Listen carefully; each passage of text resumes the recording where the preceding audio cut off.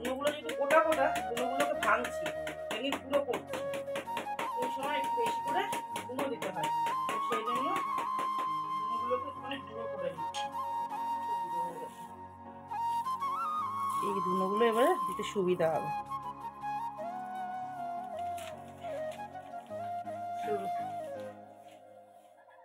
আমার একটু কথা বলছি,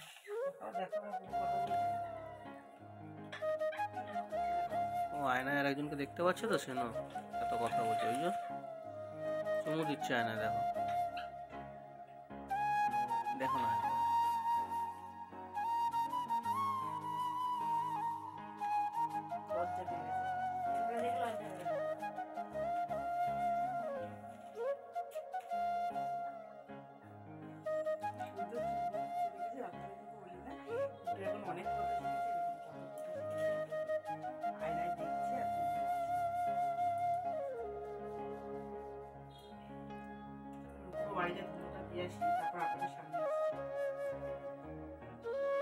good morning friends, welcome back to my channel. আশা করি সবাই খুব ভালো আছে, সুস্থ আছে, আমরাও খুব ভালো আছি, সুস্থ আছি।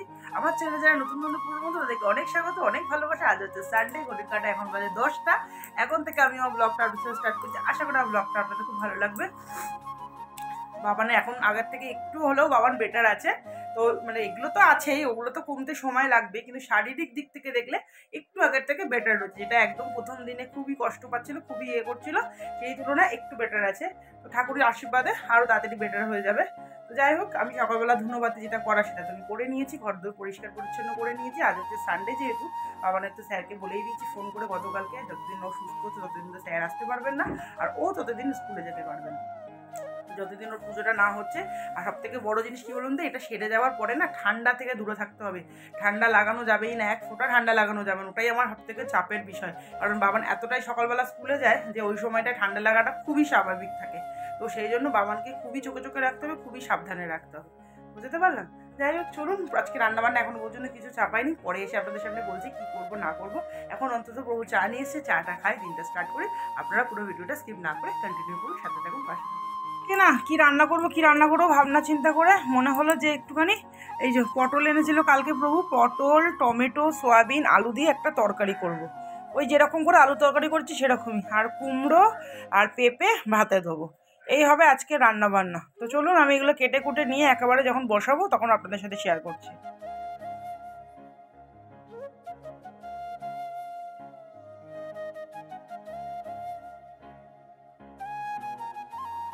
খাবারের জন্য ম্যাগি হচ্ছে, ম্যাগি হয়ে গেছে। আর এই যে সয়াবিন, আলু, আর হচ্ছে তোমার পটল, টমেটো, কাঁচা লঙ্কা, নুন, ব্যাস এই হচ্ছে সয়াবিনের তরকারি হবে। এটা দিয়েই সয়াবিনের তরকারি হবে, আর কিচ্ছু করবে না। এরকমভাবে আগের দিন আলুর তরকারি করেছিলাম, শুধু এর মধ্যে পটল আর সয়াবিনটা আজকে অ্যাড করলাম, ব্যাস আর কিছু না। এবার এটা ঢাকা দিয়ে হতে দিই, এটা এটার মতন হোক, সব কিছু ভালো করে সিদ্ধ টিদ্ধ হয়ে যাক, তাহলেই হয়ে যাবে। আর তার সাথে করব ভাত, ব্যাস আজকে এই করবো। দোকানের দিকে গেছিলাম, একটুখানি ছিঁড়ে নিয়ে এলাম। এই যে বাবা এসেছিলো, বাবা এসে দই দিয়ে গেছে। তো প্রভুকে তো আজকে ভাত দিতে পারলাম না, কারণ ঠান্ডা হয়ে যাবে, গিয়ে খাবে। রবিবার করে তো অফিসে গিয়ে খায়, এমনিতেই রবিবার করেও পাস্তা টাস্তা খেয়ে নেয় অফিসে বানিয়ে। তো আজকে ওই ছিঁড়ে আর দই দিয়ে দিচ্ছি, ও গিয়ে অফিসে ওটাই খেয়ে নেবে। আর আমি একটু পায়েস দিয়ে মুড়ি খেয়ে নিয়েছি, বাবার ম্যাগি খেয়ে নিয়েছে। তো এইভাবেই সকালে ব্রেকফাস্ট সবার হলো। আর বাবুর মানে মানে আমার ছেলের থেকে কী বলে ওটা, ম্যাগি থেকে একটু ম্যাগি তুলে রেখেছিলাম, ও তো অতটা ম্যাগি খেতে পারবে না, ওটাই প্রভু খাবে। আর এখন রোজকার বিছানার চাদর রোজই কেচে দিচ্ছি, তো ওই জন্য বিছানার চাদরটা কাঁচা হয়ে গেছে, মেলি সব কিছু জামা কাপড়গুলো, তারপর ঘরে যাই। এই জাস্ট বাবানকে স্নান করালাম, স্নান বলতে মাথা পুছিয়ে দিয়ে গা হাত পা পুছিয়ে দিলাম, দিয়ে জামা কাপড়গুলো ধুয়ে দিলাম। এবারে জামা কাপড়গুলো মেলবো, আর যেগুলো সকাল থেকে মেলেছি, যেগুলো শুকিয়ে গেছে সেগুলো তুলে নেবো। আর ভালো লাগছে না জানেন তো, ছেলেটাও ঘ্যান ঘ্যানে হয়ে গেছে, আমিও খিটখিটে হয়ে গেছি। কিন্তু আমি খিটখিটে হলে ও কোথায় যাবে বলুন, ওর তো ভেতরে কষ্ট হচ্ছে না। তার উপরে যদি আমি ওর উপরে আমি চিৎকার করেওছি আজকে ওর উপরে, কিন্তু কি করবো, একটা সময় নিজের ব্যালেন্সটা নিজে হারিয়ে ফেলছি, হাঁপিয়ে উঠছি নিজে ওর পিছনে সব কিছু করতে করতে। এই মানে একদিক দিয়ে টয়লেট পাচ্ছে, একদিক দিয়ে বমি পাচ্ছে, মানে আমি না কোনটা কোন দিকে ধরবো নিজেই ভেবে উঠতে পারছি না। এই জন্য আরও বিশেষ করে আমার ভেতরে যেন রাগ সব কিছু বেরিয়ে আসছে। তারপরে ভাবি যে ওর তো ভেতরে কষ্ট হচ্ছে, সেটা যদি আমি মা হয়ে না বুঝি তাহলে আর কি করে হবে। তো তো সেই জন্য আবার শান্ত হয়ে গিয়ে নিজেকে নিজে শান্ত করে ওকে মুছিয়ে টুছিয়ে দিয়ে বিছানায় বসিয়ে দিলাম। এবারে আমি একটু জল ভরবো, কয়েকটা বাসন আছে ওগুলো একটু ধোবো, আর ধুয়ে এই শাড়ি টাড়িগুলো শুকিয়ে গেছে যেগুলো, সেগুলো সব তুলে তালে নিয়ে যাবো। চলুন এগুলো তুলে নিই। কদিন ধরে কিন্তু সূর্যি মামার দর্শনটা বেশ ভালোভাবেই পাওয়া যাচ্ছে, আর বেশ ভালোই কিন্তু সূর্যের তাপটাও কিন্তু বেশ ভালোই উঠেছে। তাতে করে কিছু হোক আর না হোক জামা কাপড়গুলো বেশ শুকিয়ে মেলে শান্তি পাওয়া যাচ্ছে, আর তারপর নিজেকেও একটুখানি তাপিয়ে নেওয়া যাচ্ছে। সূর্য দেবতা ঠিকঠাক করে উঠলে কিন্তু সব কিছুই কিন্তু ব্যালেন্স করে হয়, যেমন হচ্ছে সকালটাও সুন্দরভাবে হয়, কাজ বাজগুলো বেশ ভালোভাবেই করা যায়। তো এখানে যেগুলো শুকিয়ে যাচ্ছে সেগুলো তুলে নিয়ে যাচ্ছি, আর যেগুলো একটু ভেজা আছে সেগুলো উল্টে পাল্টে দিয়ে যাচ্ছি। এরপর আবার ঘরে গিয়ে ভাত বসাতে হবে। চলুন আপনারা ভিডিওটা দেখতে থাকুন, আমি কাজবাজগুলো করে ঘরে গিয়ে ভাত টাত বসিয়ে তারপর আপনাদের সামনে এসে কথা বলছি।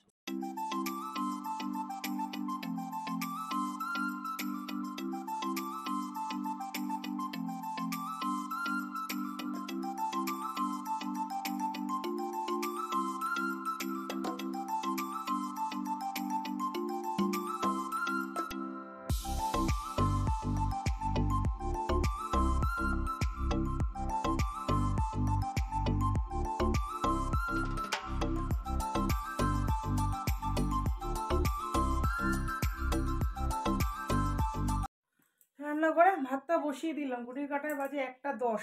তো এখন ভাতটা বসালাম, গরম গরম করবো আর মা ছেলে খাবো, সেই জন্য। প্রভু তো ভাত খেলো না, বললাম ছিঁড়ে নিয়ে গেছে।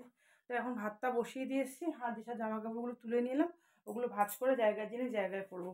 আমার বান্ধবীর হাজবেন্ড আবার এসেছিলো, মানে দাদা, তো সে এসে আবার এই ডাব দিয়ে গেছে, 2টো ডাব দিয়ে গেছে, শাকালু আর কমলা লেবু, এগুলো সব দিয়ে গেছে। বাবা এসেছিল, বাবা এসেও ডাব দিয়ে গেছে। প্রভু আবার সকালবেলা 2টো ডাব নিয়ে এসছে। তো ডাব ছিল না, এখন কতগুলো ডাব হয়ে গেছে। যাই হোক, বাবা এখন রোজ একটা করে ডাব খেতে পারবে, ভালোই হবে, বেশ পেটটাও ঠান্ডা থাকবে। কারণ কালকে রাতে ওর একটুখানি পাতলা পটি হয়েছে, তো সেই জন্য পেট গরম হয়ে গেলে তখন এই জিনিসগুলো হয়, কারণ স্নানটা যেহেতু করাতে পারছে না ঠিক করে, তো পেটটা গরম হয়ে যাচ্ছে। যাই হোক, এখন আর কথা না বাড়িয়ে জামা কাপড়গুলো ভাঁজ করে ফেলি। আমার আর না সন্ধ্যার পরে আর গায়ে একটুও শক্তি থাকে না কোনো কিছু করার মতন, কিন্তু তবুও কিছু একটা তো করতে হচ্ছে। রান্নাবান্না করছি না ঠিক পথে, সিদ্ধ হয়তো করছি, কিন্তু তাছাড়া আদার্স বাবানের পেছনে যে আমার কতটা খাটনি হচ্ছে সেটা একটা মাই বুঝতে পারে যে কতটা কষ্ট হচ্ছে। যাই হোক, চলুন এখন এই জামা কাপড়গুলো গুছিয়ে ফেলি আমি। ইভিনিং, শুভ সন্ধ্যা। সন্ধ্যাবেলা গেছিলাম একটু দোকানে। আমার আর দোকানে যাওয়া মানেই তো হচ্ছে বিস্কুট আনা। তো কালকে তো দুধ আনা হয়েছিল, লিকুইড দুধ, সেটা দিয়ে তো পায়েস করে ফেলেছি। তাই এখন একটা প্যাকেট দুধ এনেছি, আর এখানে আছে কফি। এখানে আছে কফি, তো আজকে আমি সন্ধ্যাবেলা কফি করব। আর এখানে এই 2 প্যাকেট বিস্কুট নিয়ে নিয়েছি। গতকালকে যে বাদাম বিস্কুটটা নিয়েছিলাম, এই বাদাম বিস্কুটটা তো খাওয়া যাবে না, তো ওইটা ফেরত দিয়ে এই 2টো বিস্কুট নিয়ে নিয়েছি। তো ওই বাদাম বিস্কুটটা খাবো না আমরা, বাদাম আছে যেহেতু, আর বাবানের এখনও সারতে সময় আছে। তো ওই জন্য ভাবছি ওই বিস্কুটটা ফেরত দিয়ে এই 2টো নিয়ে নিলাম। এখন গিয়ে ওই 2টো ফেরত দিয়ে আসবো, আর নিজেদের জন্য একটুখানি কফি বানিয়ে নেবো। বাবানকে স্যুপ বানিয়ে দিয়েছি, ও স্যুপ খাচ্ছে, আর আমরা কফি বানাবো। চলুন। আর প্রভু অফিস থেকে চলেও এসেছে, ঘড়ির কাঁটায় এখন বাজে ওই 7টা মতন। প্রভু এসে ঘরে ধুনো দেখিয়ে নিয়েছে, ব্যাস এবার একটু কফি বানাই, কফি খাবো। ওই হচ্ছে সন্ধ্যার কফি, কফি হয়ে গেছে। চলো, এই দেখুন না সকালবেলা গ্যাসের ঝিকটার কি অবস্থা হয়েছে, সব পরিষ্কার করলাম। সেই ভাতের ফ্যান পড়ে কি যে হচ্ছে, রোজ ভাতের ফ্যান পড়ে যাচ্ছে। আসলে আমি ভাত করছি, রেচকি করে ভাত হচ্ছে, আর ভাতের ফ্যান পড়ে চারিদিক পুরো একেবারে গ্যাসে, মানে নিচ থেকে শুরু করে সব পুরো ভিজে যাচ্ছে। কি বলবো, মানে মন মেজাজ ভালো না থাকলে মানুষের যেই অবস্থাটা হয় আর কি, আমারও ঠিক তাই অবস্থা। একদমই কিছু যেন ভালো লাগছে না। সব পরিষ্কার করলাম, রান্নাঘরের অবস্থা এরকম, মানে চারিদিক দেখুন না, আপনাদের দেখাতে তো আমার কোনো লজ্জা নেই, পুরো চারিদিকের অবস্থা দেখুন। চলুন, একটা প্রভু, এটা প্রভু খাবে, এটা আমি খাবো, নিয়ে যাই ঘরে। সন্ধ্যাবেলা চায়ের সাথে বিস্কুট ছাড়া আর কিছুই খেতে পাচ্ছি না, আর নাহলে শুকনো মুড়ি, এই তো খেতে হচ্ছে, এর উপরেই বেঁচে আছি সবাই। চলো ঘরে যাই। ঘড়ির কাঁটায় বাজে এখন ওই 9টার মতন বাজে হয়তো। তো রান্নাঘরে এসছি, কি করতে এসছি, রান্নাঘরে এসছি, সকালে ভাত করেছিলাম, আর আমাদের না গোবিন্দভোগ চালের মানে চালটা না শেষ হয়ে গেছে। তো ওই জন্য যে ফ্রাইড রাইসের চাল হয় দেবভূমি বা দেরাদুন রাইস যেটা হয়, সেই চালের ভাত করেছি। তো ভাতটা না খেতে পারিনি দুপুরবেলা, একদম গলা থেকে যেন নামছেই না, কিচ্ছু করার নেই। দেখাচ্ছে আপনাদের কতটা ভাত পড়ে আছে। আর মানে এত জল টানছে, এত জল টানছে। আমি আবার ইলেকট্রিক কেটেলে করে জল গরম বসিয়েছি, ওই জলটা এর মধ্যে দিয়ে বেশ করে নাড়বো ছাড়বো। খেতে তো হবে, মা লক্ষ্মী তো ফেলাতেও যাবে না, এটাই আমাদের খেতে হবে। তো ওই জন্য আগামীকাল ইচ্ছা আছে একটুখানি গোবিন্দভোগ চাল 1 কিলো নিয়ে এসেছিল প্রভু, এ কদিন ধরে খেয়ে, আর এইটুকুনির মতন গোবিন্দভোগ চাল রয়েছে। তো আজকে না বুঝতে পারিনি, সকালবেলা তো আপনাদেরকে দেখালাম 2 কাপ মাত্র চাল দিচ্ছি, তাতে দিনে এতটা হয়ে গেছে। সবজি টবজিগুলো পড়েছে, আর সেই সয়াবিন আলুর যে তরকারিটা করেছিলাম ওইটাও এর মধ্যে পুরো ঢেলে দিয়েছিলাম। মানে কি রান্না করব, কি খাবো, মানে কিছুই মাথায় কাজ করতে পারছি না। মানে যখন যেটা মনে হচ্ছে করে দিচ্ছি, মানে গিলতে হয় গিলে নিচ্ছি, এরকমভাবেই খাচ্ছি। আর বাবানের তো সন্ধ্যাবেলা আপনাদের সাথে কথা বলার পর বাবানের তো মানে স্যুপ খেতে খেতে হঠাৎ ওর চোখ ফোক পুরো অন্ধকার হয়ে গেছে, মাথা ফাথা পুরো ঘুরছে, বলছে আমার শরীরটা কেমন অস্থির লাগছে। প্রোটিন জিনিস কিছু শরীরে পড়ছে না, তো ঠিকঠাক করে খাওয়া দাওয়া করতে পারছে না, ছেলেটা পুরো ভেতর থেকে দুর্বল হয়ে গেছে। বলছে আমার পুরো চোখ, পুরো আমি কিচ্ছু দেখতে পাচ্ছি না, পুরো অন্ধকার লাগছিল।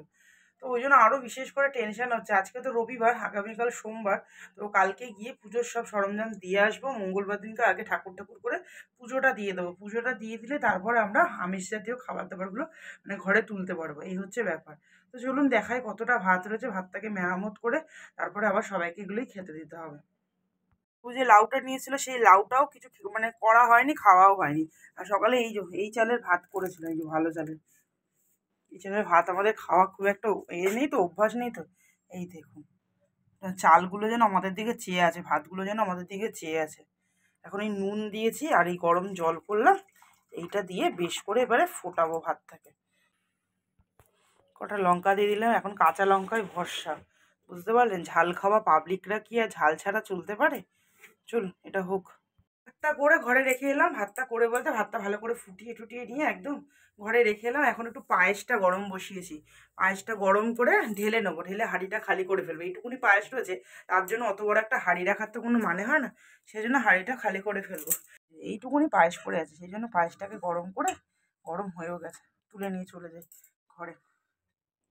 আপনাদেরকে দেখায় বাবানের আপডেটটা, আপনারা দেখুন আর বলবেন যে এই রকম আমি কোনো দিন লাইফে কারোর দেখিনি।